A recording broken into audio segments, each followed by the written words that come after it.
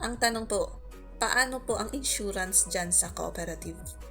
So, dito sa cooperative po kasi, ang insurance dito ang tinatawag naming mortuary aid benefit or mortuary aid program, na kung saan kapag nasa Benguet ka, tinatawag ditong Saranay, or kapag nasa Mountain Province ka, tinatawag din itong Ubumpu.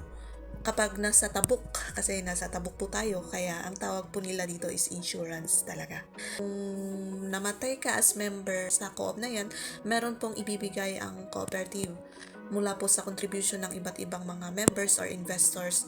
Ibibigay po sa pamilya ninyo kapag kayo po ay nawala na or namatay na.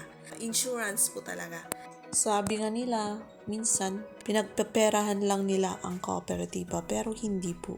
Talaga pong tulungan yan. At least, nakikita po natin yung cooperatives or yung unity na nagtutulungan po tayo kapag namatayan ang isa, syempre magkukontribute po tayo. Yan po talaga yung purpose ng mortuary aid program. So kung ikaw ay isang breadwinner, hindi mo talaga kaya yung binibigay ng mga malalaking insurance company, why not try cooperatives? So hindi po natin talaga alam kung kailan tayo kukunin ni Lord. Syempre, mas maganda rin yung maging ready na po tayo. Hindi lang po tayo, but maging ready na po ang ating pamilya. Kasi sa ngayon guys, ay mahal na po ang mamatay ngayon. Sa amin nga sa Benguet or here in Cordillerans, talagang mahal po ang mamatay kasi ilang baboy ang kakatayin. Ilang araw na babantayan yung namatay. At syempre kailangan din bayaran yung mga kabaong. Kaya mas magandang maging ready ka, maging ready din po yung pamilya mo. Hindi mo sila iiwan na merong utang, at least iiwan mo po silang nakasmile. Dahil wala na po silang iisipin kapag ikaw ay namatay na or mamamatay, di ba?